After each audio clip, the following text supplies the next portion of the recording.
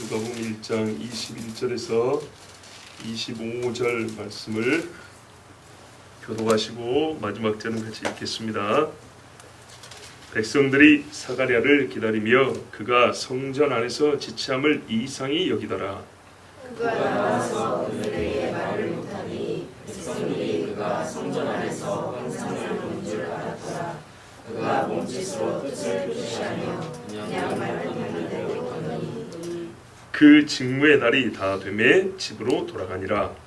이후에 그의 아내 엘리사벳이 잉태하고 5살 동안 숨어 있으며 이르되 주께서 나를 돌보시는 날에 사람들 앞에서 내 부끄러움을 없게 하시려고 이렇게 행하심이라 하더라. 아멘. 사람들이 사가랴를 기다렸습니다.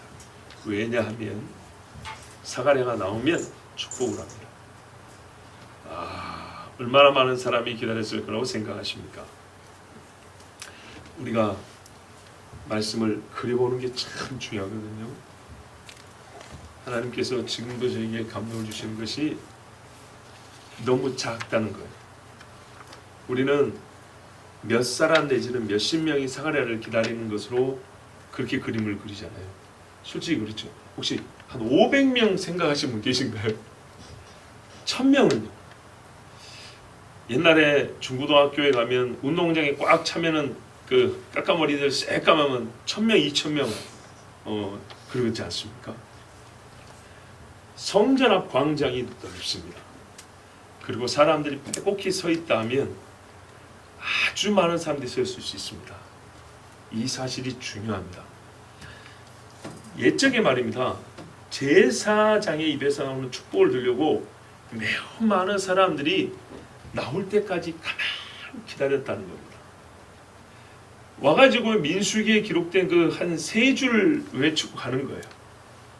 그리고 하나님께 받은 감동 있으면 좀 기도하고, 그러니까는 이러든 저러든 기도 한 번 하는 거, 축복 기도 한 번. 그 축복 기도 한 번을 받고 듣고 싶어가지고 이 사람들이 제사장이 성소에 들어가서 일 다 마치고 나올 때까지 떼약빛이건 비가 오든지 간에 수백 명 또는 많으면 수천 명이 그 예루살렘 성전 광장에 이렇게 서 있다고 생각을 해보세요. 대단하죠. 대단하죠. 우리가 옛적 사람들을 마냥 옛적 사람이라고 생각할 게 아니라 그들의 이 열심은 정말 본받아야 합니다.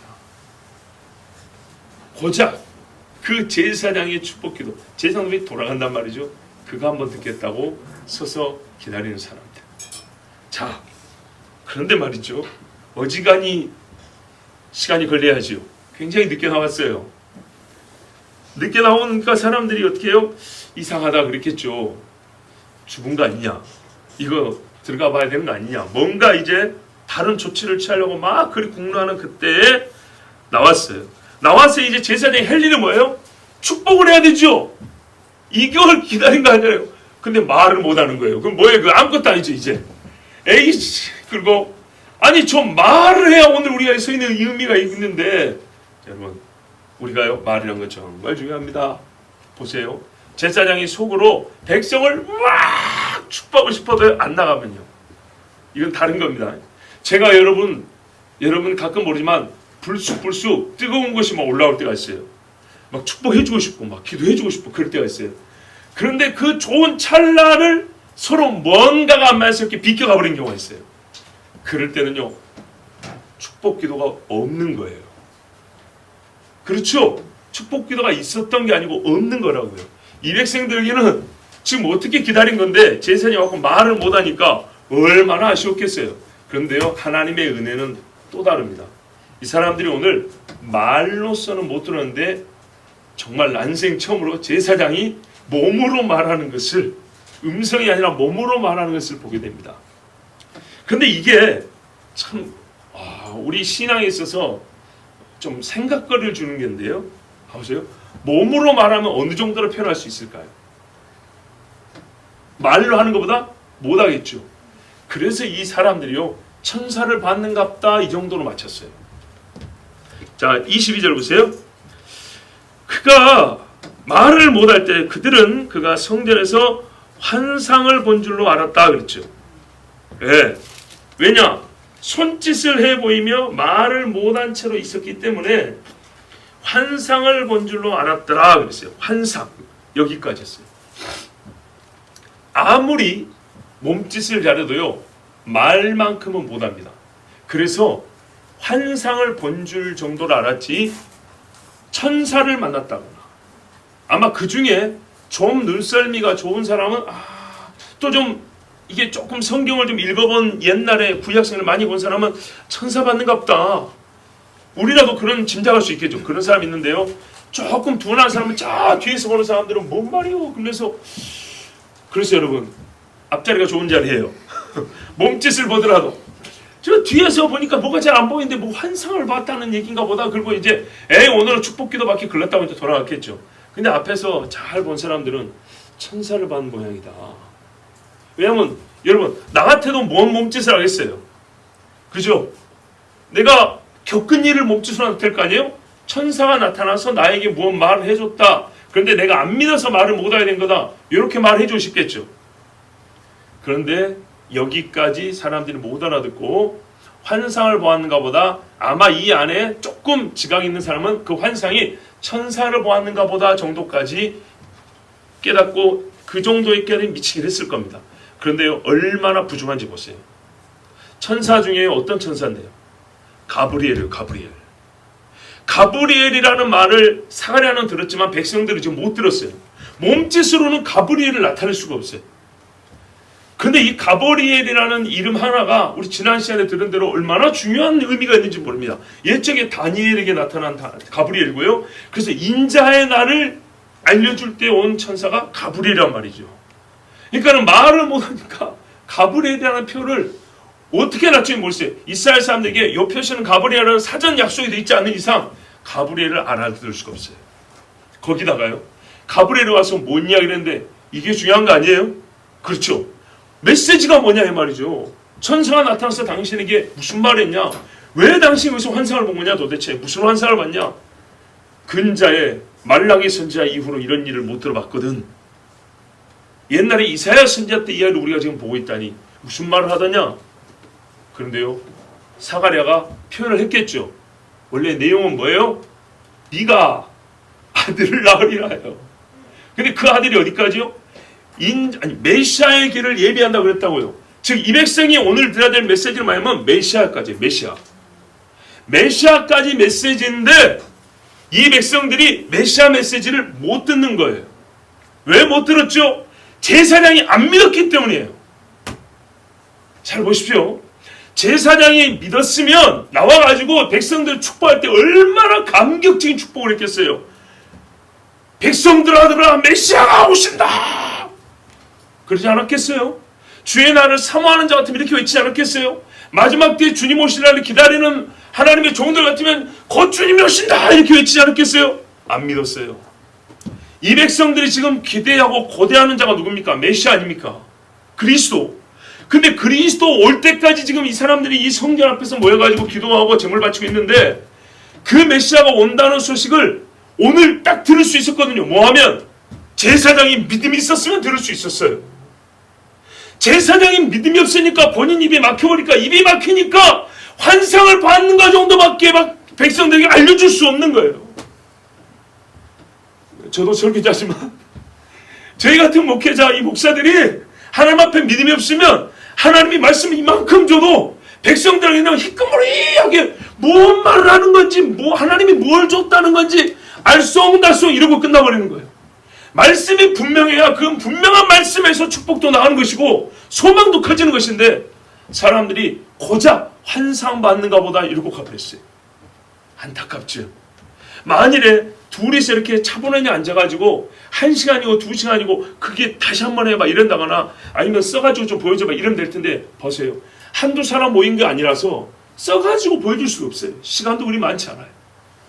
안타깝게도 이래서 사가랴의 믿음의 부재가 또는 부족함이 백성들이 드려야 될 메시아와 메시아의 길을 예비하는 자 그의 아들뿐만 아니라 이 백성이 함께 듣고 준비해야 되지 않겠습니까? 메시아 만날 준비를 할 수 있는 좋은 교회였는데 제사장의 믿음이 없어서 이 백성들은 축복 기도는 고사하고 메시아 이야기를 듣지 못하고 가버렸어요.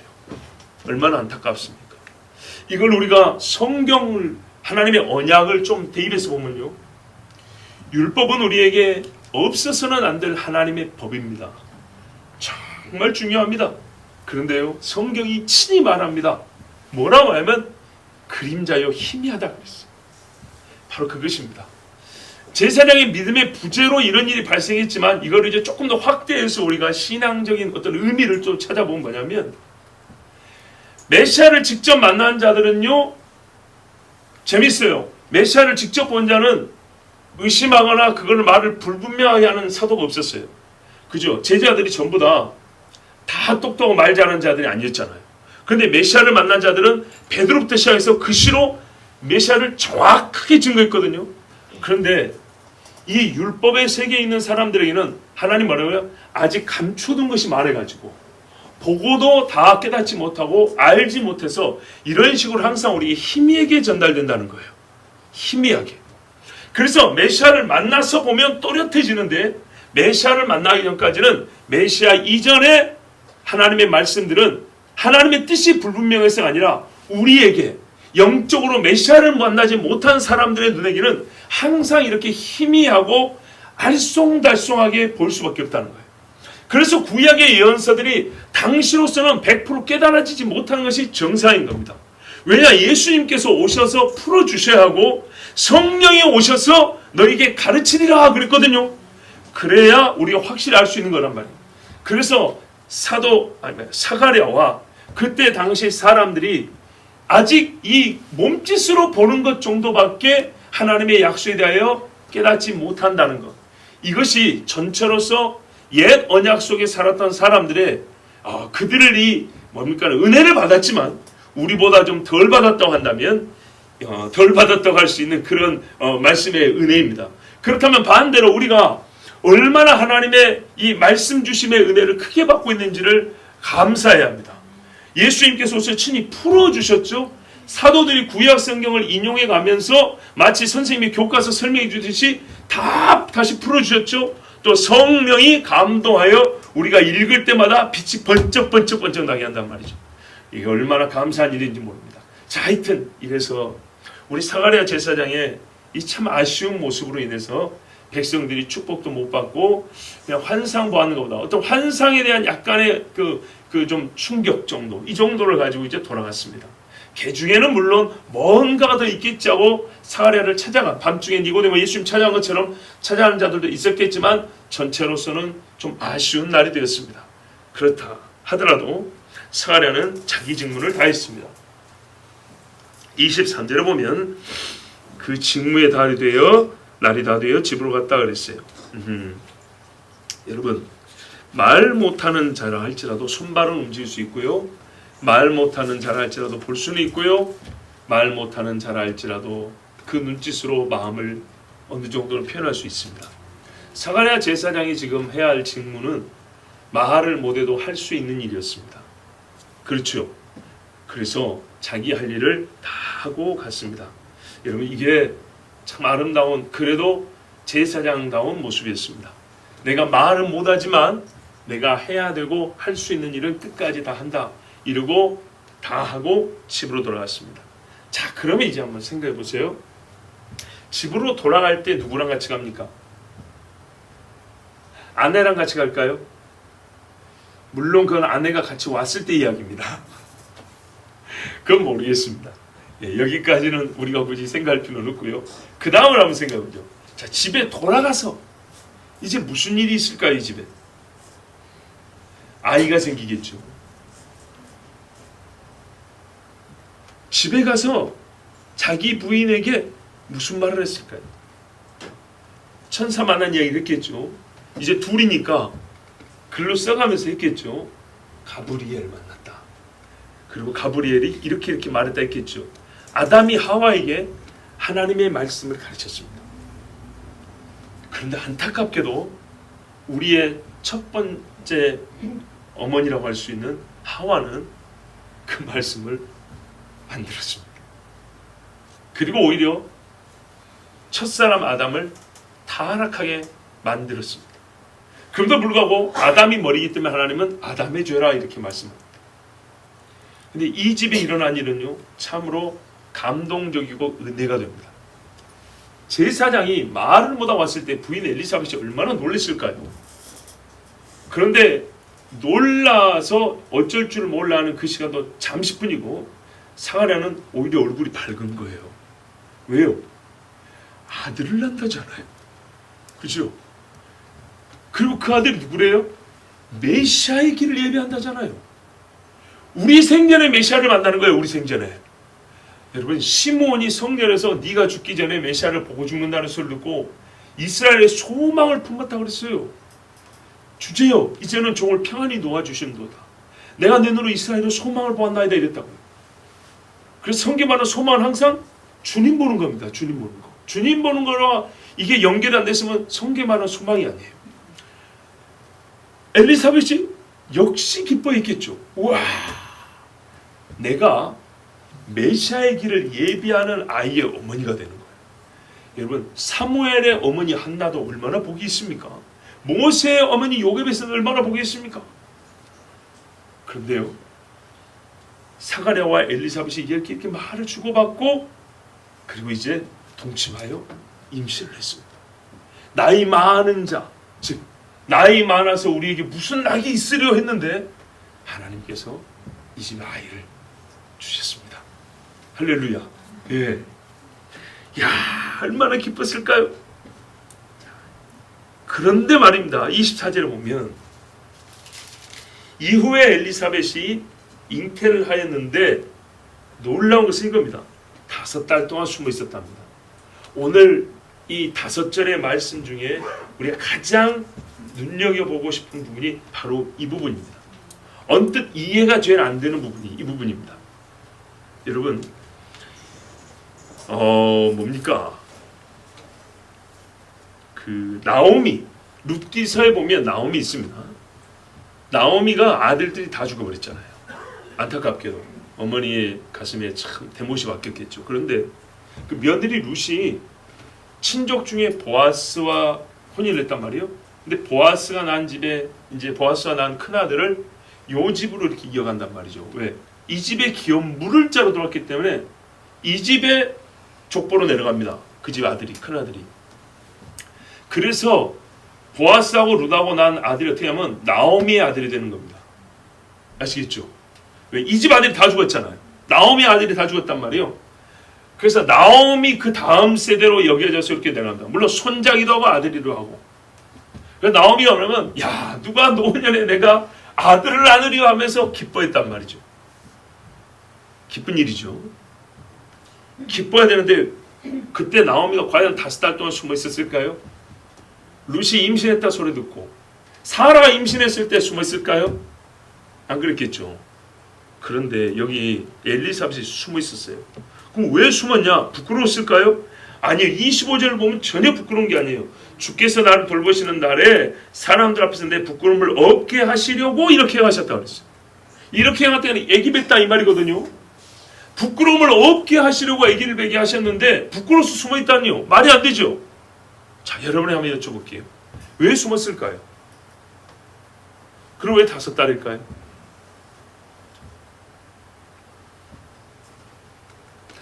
일단 하나 답은 가르쳐드리죠. 5달만 숨어있는 게 아닙니다. 6달째 마리아가 와가지고 알려지고 같이 찬송을 한 것입니다. 그러면은 엘리사벳은 이전에 5달과 같이 이후에 5달도 그렇게 갔을 겁니다. 무슨 뜻인지 아시겠죠? 예, 엘리사벳은 계속 숨어 있으려고 한 거예요. 사람들이 잘 몰라요. 계속 숨어 있으려고 하는데 어떻게 알았는지 내가 말도 안 했는데 어떻게 알았는지 마리아가 온 거예요. 보세요. 천사가 그러잖아요. 마리아한테. 야, 너희 친족 엘리사벳도 애 못 낳는다고 하는데 노년에 애 낳는데 벌써 5달 됐다. 어우, 그래요? 마리아가 몰랐잖아요. 친척인데 몰랐잖아요. 그죠? 엘리사벳이 숨기고 있었던 거예요. 그러니까 다른 사람들도 몰라요. 왜? 집 밖으로 안 나가니까. 안 나가서 몰랐어요. 근데 마리아가 찾아올 때 뱃속에 애가 이제 뛰는 거예요. 5살 되니까. 깜짝 놀랐죠. 봤더니 어떻게 해요? 마리아가 천사 가브리엘의 말을 듣고 지금 예수 잉태하고 왔고 이 마리아도 아무도 모르는데 천사의 알려줌을 통해서 친족 엘리사벳이 그러니까 말하자면 나이 많은 뭐 고모라고 해야 될까요? 요 정도 뻘 되는데 뭐 언니라고 해야 되겠죠. 아, 애기 배 갖고 온 거예요.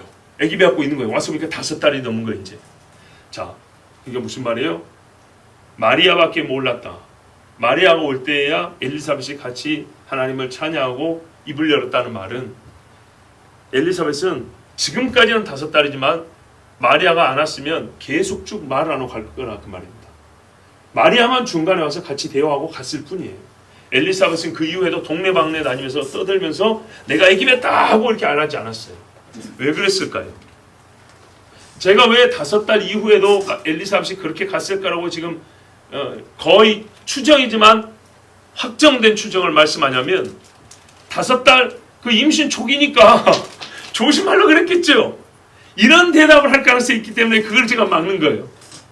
엘리사벳은 5달 안에 10달 동안 그렇게 할 생각이었다니까요. 근데 5달이 지났을 때 마리아가 왔기 때문에 5달 동안 숨어 있으니라 한 것이에요.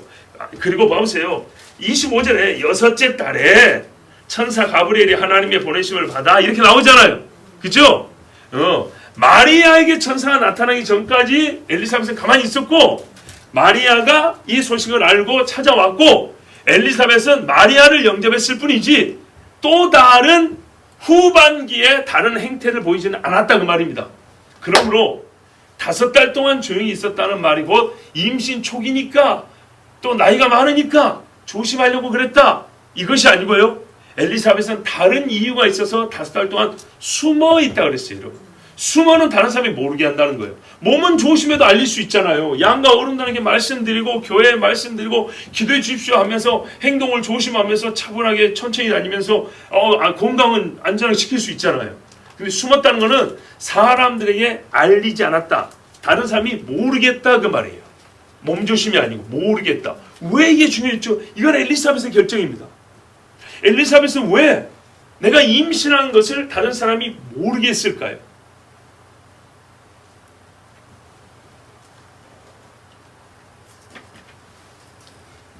자, 보십시오.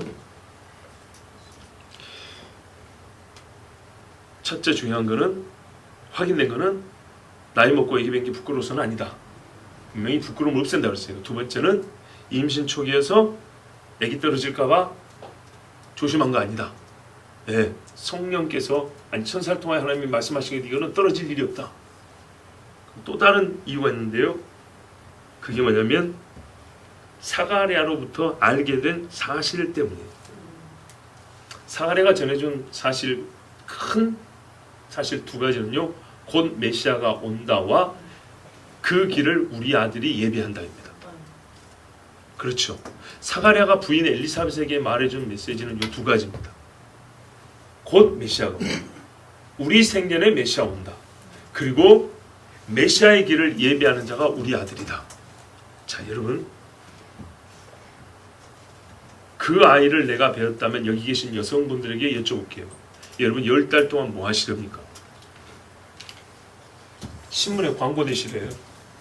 기자들 불러다가 기독교 방송 불러다가 이게 보통이가 아니에요. 두고 봐. 메시아의 길을 예비하는 아이. 이렇게 하실래요? 아니죠. 분명히 아니죠. 엘리사벳처럼 해야 되는 거예요. 이 아들은 말입니다. 메시아의 길을 예비하는 광야의 소리, 선지자 이사야, 말로 안 듣던 이사야 선생님, 이사야 선지자의 예언한 바로 그 아들인 거예요. 이 아들이 내 뱃속에 있어요. 그랬을 경우에 어머니가 어떻게 몸가짐을 가져야 되겠습니까? 여러분 평생 안 끼던 금가락지만 손에 껴도 이 손 오늘 얼마나 조심합니까? 그죠? 누가 손가락 안 잘라가도 굉장히 조심합니다. 어찌 어미 된 여인이 아이의 생명과 그의 영을 위하여 준비하지 않을 수가 있습니까?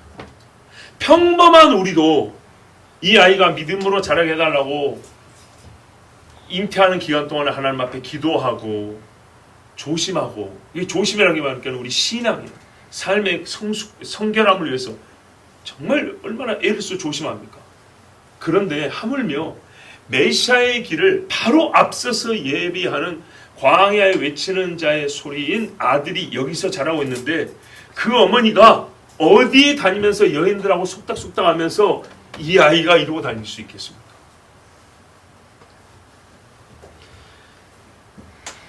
이 아이의 영이 하나님으로부터 받은 성령의 감동이 있을지라도 자녀의 영은 부모의 영성에 영향을 받게 되어 있습니다. 사무엘이 하나님이 쓰시고자 잉태하여 태어나게 하셨어도 사무엘의 삶을 보고 그의 영성을 보면 어머니 한나가 확 배어있는 게 보입니다. 그래서 엘리사벳은 밖으로 나가지 않았어요. 나이 먹어 아이를 가진 기적을 베풀어 주셨으니 이 기적으로 하나님이 주신 아이가 설마 별일 있겠어 하면서 아무렇게나 살아도 건강하게 출산하고 그 다음에 이 아이는 지가 알아서 지 할 길 살 길 다 알아서 나갈 것이다 그러지 않냐고 뱃속에 있는 동안은요 엄마가 그 아이의 삶을 사는 거예요. 무슨 말인지 아시겠죠? 아이가 제 아무리 발버둥 쳐봐야 뭐라 그러죠? 이거 뭐랍니까? 주머니. 애기 싸고 있는 주머니. 요거 밖으로 못 나간다고요.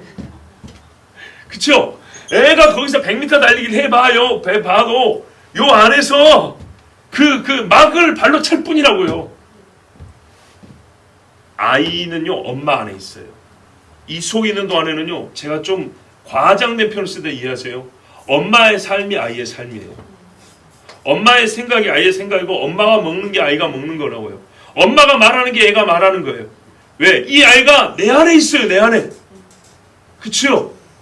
그렇다면 이거를 좀 바꿔 생각하면 이 아이가 평생 하나님 앞에 나시름으로 산다 그랬죠. 제사장 중에 제사장. 10달 동안은 내가 그걸 살아줘야 되는 거예요. 최소한 그게 돼야 되는 거예요. 그 아이의 자문에서는 시작부터 여호와께 바침이 되라 했을 때 이 아이의 시작을 네 몸에서부터 시작했다 이 말이죠. 그러면 그 몸이 10달은 그렇게 살아야 되는 거예요. 이 아들이 하나님께 받은 사명을 엄마가 아들같이 아들인 것처럼 내가 아들이 되어서 왜 그 아들이 지금 여기 있으니까 근데 이미 이 아들은 하나님께 바침이 되었단 말이죠. 그래서 이 아들이 하나님께 바침이 된 그대로를 생명이 잉태된 순간부터 살아야 되는데 10달 동안은 이 안에 있기 때문에 엄마가 그 삶을 사는 거예요. 여러분 기드온 누구죠? 삼손의 오마니한테 천사가 뭐라 했어요?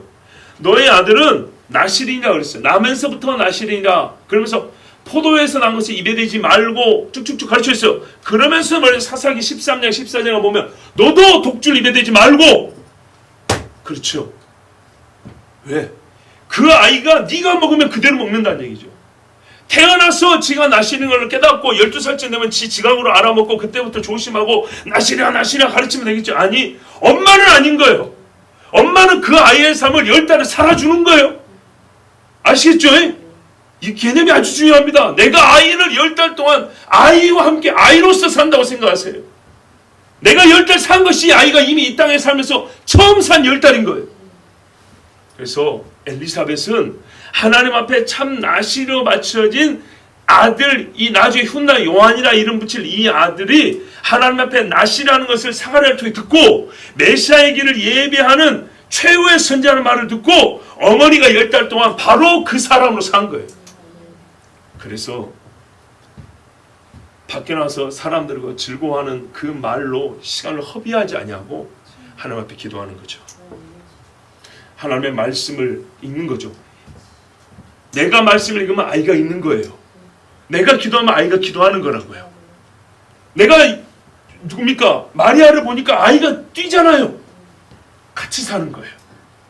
이게 얼마나 중요한지 몰라요. 많은 믿음의 어머니들이 정말 오늘 말씀같이 이 사실을 알았으면 우리의 자녀의 인생의 첫 10달을 정말 하나님 앞에 거룩하게 복되게 시작하게 할 수 있었어요. 태어나서 1살부터 4살까지 영영한 교육이라고 하지만은 성경적으로 보면 10달의 엄마의 삶이 이미 아이의 인생의 결정적 교육이 끝난 거란 말이에요. 그 엘리사벳이 조심한 거예요. 밖에 나가지 않고 숨어 있었던 거예요. 이 타락하고 패역한 세대 속에서 내가 행여라도 죄를 지면 그것이 아이가 죄 짓는 거고 내가 행여라도 부정한 것을 하면 아이가 부정한 것을 갖는 거란 말이죠. 왜? 아이와 어머니는 지금 하나이기 때문에. 그래서 여러분 사사 삼손보다 훌륭하니 한나의 아들 사무엘보다 더 큰 이가 이 땅에 나는데 예수님 말씀한 여자가 낳은 아이 중에 사람 중에 이보다 큰 사람이 없다는, 여러분 그 사람이 지금 내 뱃속에 있는데 나는 과연 10달을 어떻게 살리요? 그래서 엘리사벳이 사람들에게 알려 함께 기뻐하는 것조차도 주의하여 하지 않았어요. 행여나 그 과정에서도 하나님이 영광을 가릴까? 행여나 그 중에서도 내가 부재한 것을 접촉이나 할까? 엘리사벳의 최고의 출산 준비는 뭐냐면요, 야 나이 먹고 아기 낳으려니까 힘들다, 너 뭐 준비했어? 이런 거 안 물어봤어요. 사가랴와 엘리사벳 입장에서는 이런 것도 물어볼 수 있습니다. 출산 준비 어떻게 해요? 애를 어떻게 키워요? 첫 1년 동안 어떻게 해야 되지? 하면서 얼마나 부산하게 준비할 수 있겠어요? 그런데 그거는 좀 부족해도 아이에게 실제로 부족하지 않아요. 잘 몰라도 그때 맞닥뜨려도 절대 그거 몰랐다고 굶겨주기는 일이 없어요. 근데 오히려 그렇게 부산하게 출산 준비하고 육아 준비한다고 하는 동안에 아이의 첫 10달을 내가 망쳐버릴 수가 있어요.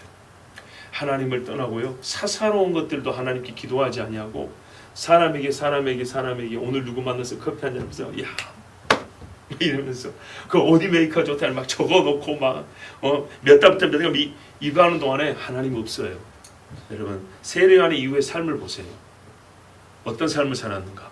그 아이가 과연 자기 어머니가 자기 갈 때 그렇다면 뭐 싫어할 일은 아니지만은 많이 아쉽지 않겠어요? 그래요. 그래서 믿음의 사람들은 말이죠, 하나님께서 거룩한 것을 담아주십니다. 담아주시면 그 거룩한 것이 손상되지 아니하고 나의 사사로운 접촉이나 누군가와의 대화나 또는 어떤 우리의 삶의 또 다른 잡념, 이것을 통해서라도 거룩한 것이 손상될까 하여 참 조심해야 됩니다. 우리 성경에 놀라운 표현이 있어요. 아내된 자를 귀히 여기고 사랑해야 될 이유 중에 하나가 뭐냐면 보배를 담은 그릇이라고 그래요. 그렇죠? 연약한 그릇인데 보배를 담았다 그래요. 이것을 남편의 사랑과 보호를 받는 차원에서 들을 수 있지만 여인들 스스로 잘 생각해야 됩니다. 내가 정말로 얼마나 하나님이 귀한 것을 담고 일생의 어느 한때를 사는가. 그 일생의 한때는 말이죠, 임신이라는 사실 자체를 통하여 내가 하나님 앞에 절대적인 거룩한 삶을 살 수 있는 기간이 되는 거예요. 절대적 거룩함. 하나님이 그런 기회를 주신 거예요. 임신 자체가. 믿음의 여인들이 다 그랬거든요. 네. 우리 신앙생활에서 하나님이 좋은 것을 담아주시면 사람들에게 알리고 또 자랑하고 또 그것을 사람들에게 가지고 이렇게 다니고 이렇게 스치는 동안에 부정하고 해를 입게 하지 말고 손상당하게 하지 말고 귀한 것일수록 이 속에 담아놓고 이 속에 있는 그것과 함께 사시길 바랍니다. 그랬을 때 세례 요한의 영은요 전혀 손상되지 않은 채로 이 땅에 빛을 보게 됐어요. 그의 육이 건강한 것은 뭐 걱정할 필요가 없었어요. 요즘에 노산이다 뭐다 하는데 그렇지 않아요. 하나님 앞에 우리가 네가 영혼이 강건하면 네 육도 강건하다 그러죠. 이거는 임신한 엄마들에게 그대로 적용이 됩니다. 엄마가 뭐 철분 먹고 비타민 먹고 드세요. 그런데요, 그것 먹고도 별의별 병이 다 걸려요. 그런데 오히려 하나님 지켜주세요. 나의 삶이 영양제입니다. 하나님의 영이 나를 살려주는 것 같이 내 영이 살면 이 아이의 영도 삽니다. 이렇게 기도해 보세요. 얼마나 기도가 나누고 하나님이 주신 은혜가 정말 힘으로 나타난지 모릅니다. 엄마도 강건하고 아이도 강건합니다. 자, 이래서 엘리사벳이 하나님이 주신 은혜에 합당한 태도와 삶을 살기 위하여 숨어 지냈던 것입니다. 하나님께서 하실 이 일을 위하여 함께 준비하는 어머니였던 겁니다. 아들의 삶을 살고 훗날 이 태어나서 아들이 살 길을 지금 이 함께하는 삶이 준비가 되기 때문에 나시린의 삶을 같이 살기 위하여 어머니는 숨어 있었던 겁니다. 그리고 하나님 앞에 기도와 찬송을 부르며 경건의 목적을 위하여 조용히 집에 가였습니다. 하나님의 은혜가 내 몸에 있다면 내 몸을 거룩하고 경건하게 보호하는 것이 우리의 제1차의 할 일입니다. 그러면서 매우 짧지만 기운차며 깊은 고백이 한 줄 기록이 되어 있습니다. 주께서 나를 돌보시는 날에 사람들 앞에서 내 부끄러움을 없게 하시려고 이렇게 행하심이라. 이렇게 말하면서 사람들이 알리지 않았던 거예요. 이렇게 행하심이라. 엘리사벳이요, 임신하여 숨어있는 동안에 이렇게 하나님을 혼자 찬양했는데, 이 말의 내용을 보면 내가 임신한 것은 하나님의 은총, 즉 기적이다, 이런 걸 인정하는 것이고, 왜냐하면 주께서 나를 살펴보신 거잖아요. 그렇죠? 여호와께서 이제 라헬을 생각하신지라. 그렇죠? 그래서 라헬의 태를 여셨다, 이런 것처럼 하나님이 나를 살펴보셨다. 내가 하나님의 은혜를 받았다. 그리고요, 이 은혜는 애 못 낳는 여인에게서 아이가 있음으로 수치가 되어진 것처럼 죄로 부끄러운 자들에게는 하나님의 은혜는 우리 죄를 제거하여 부끄러움을 제거합니다. 하나님의 은혜는 항상 사람에게 존재하는 어떤 식으로 들어왔든지 안에 묻어있고 엮여있는 수치와 부끄러움을 제거합니다. 사람들 가운데서 나타난다 했어요. 악인이 비웃지 못하게 의인이 같이 기뻐할 수 있도록 하나님이 주신 은혜는, 나를 살펴보시고 주신 은혜는 때가 되면 나타날 것인데, 그 나타날 때는 항상 부끄럽지 아니하고 하나님께서 수치와 부끄러움을 제거하여 하나님과 함께 기뻐하는 날로서 세상 앞에 나타나게 됩니다. 자, 한편 제가 이 두 사람에 대한 성경의 설명을 다시 한번 읽게 되었습니다. 6절에 보니까 이 두 사람이 하나님 앞에 의인이니 주의 모든 계명과 규례대로 흠이 없이 행하더라. 사가랴가 하나님의 성전에서 봉사할 때까지의 삶이 이랬다는 겁니다. 바로 이 맥락에서 엘리사벳의 행동을 이해해야 되는 겁니다. 두 사람이 얼마나 감사한지 몰라요. 사가랴 제사장이 여호와 앞에 계명과 규례에 흠이 없더라로 끝나지 않냐고 두 사람이나 해놨기 때문에 오늘 우리가 엘리사벳의 행동을 이해가 되는 거예요. 이해할 수 있는 거예요. 두 사람이 항상 하나님 앞에 의인이었는데 주의 모든 계명과 규례대로 흠이 없이 행하더라. 계명과 규례를 철저하게 알았고 그것을 잘 지켜 행하는 사람이었다는 거예요. 그러니 이 세례 요한 나시린 중에 나시린을 잉태했을 때 지금까지 해오던 이 삶의 패턴 그대로 신앙의 본성이 된 신앙 그대로 살았던 것입니다. 엘리사벳의 속사람이었다는지 우리가 알 수 있습니다. 자유롭게 자유의지를 행사해서 산 것이 바로 숨어있음이었습니다. 이것은 본인과 아이를 함께 거룩하게 주님 앞에 드리고자 함이었습니다.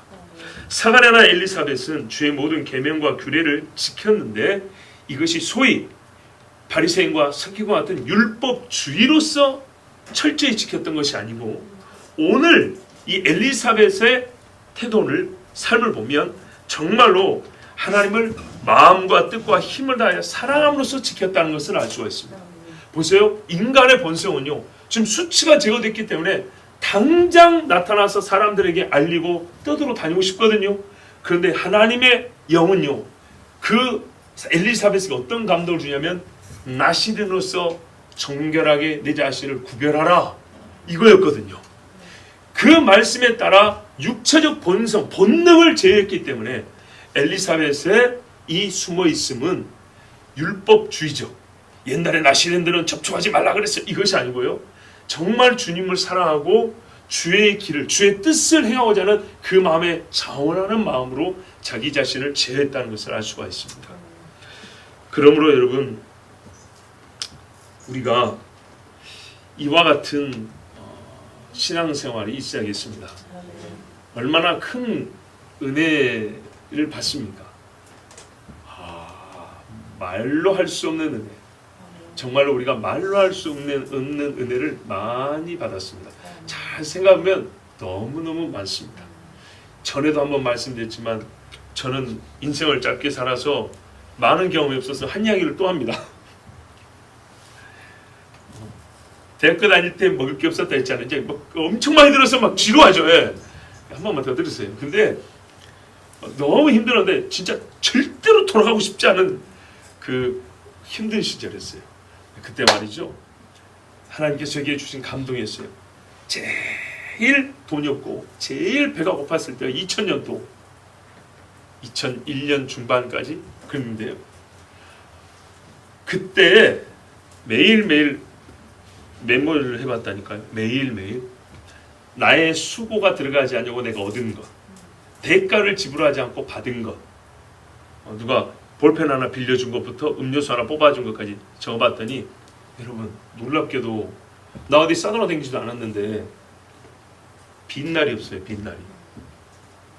그리고 제일 어렵게 지낼 때 11조가 제 기억으로 그때 제가 유일하게 11조를 한번 봉투를 받았고 확인을 해봤어요. 제일 어려울 때 하나님 앞에 받은 은혜를 너희가 받은 은혜를 세배보라 그랬잖아요. 그래서 그해 메모해보고 그해 11조를 제 기억으로 지금까지 신앙생활하면서 처음으로 한번 봐봤어요. 얼마였는가? 12만 5천 원이었어요. 놀랍죠? 내가 무슨 아르바이트 한 것도 아니에요. 부모님이 준 용돈 빼고 생활비 무지하게 적은 생활비였지만 하여튼 그거 빼고 도 12만 5천 원이에요. 그럼 125만 원이죠. 22년 전에요. 22년 전에. 자, 여러분. 하나님의 은혜가 커요. 그 은혜를 잘 갖고 있어야 되는데 그렇게 은혜를 셈해 보면서도 또 다른 면에서는 말이죠. 그 부분에 대해서는 은혜를 잘 간직하는데 우리 신앙이 360도 전방위적이잖아요. 또 다른 부분에서는 요거는 하나님 감사히 놓고 또 까먹고 잃어버리고 새 나간 게 또 많아요. 그래서 또 아쉬운 해가 그대예요. 그래서 하나님이 우리 엘리사벳을 가르쳐준 거예요. 우리 인간이 그래요.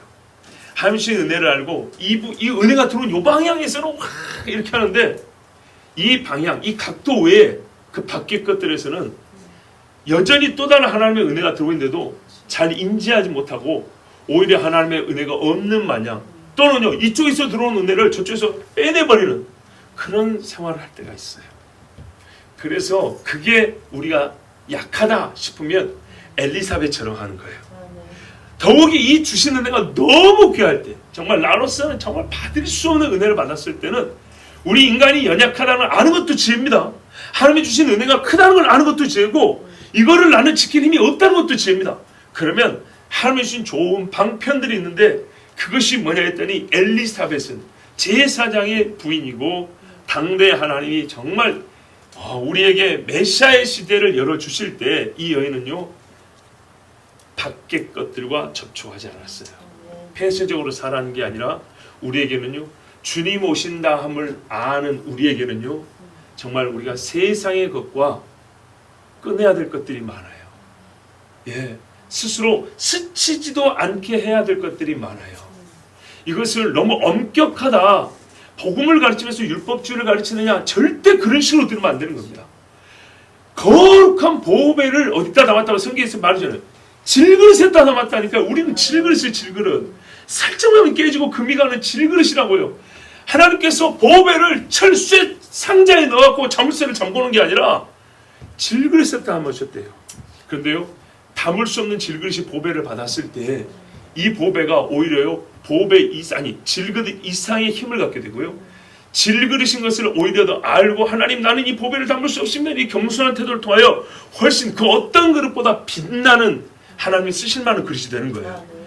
하나님의 역설의 은혜가 그 가운데 있습니다. 그러므로 우리는 질그릇인 걸 알고 하나님이 주신 보배를 귀히 잘 간직하되 엘리사벳을 본받아서 세상과 이것을 섞이게 하거나 이렇게 부딪히게 함으로써 내가 이 아이와 함께 나신의 삶을 살아야 되는데 행여라도 이 나신의 삶에서 한 걸음이라도 옆으로 빗나갈까 스스로 조심하고 함께 정결하고 흠이 없어 주님 오실 날을 2000년 전에 주님 오실 날을 준비했던 이 사람들처럼 오늘 우리도 이렇게 주님 오실 날을 준비함이 마땅합니다. 아멘. 우리 이 시간에 함께 기도합니다. 하나님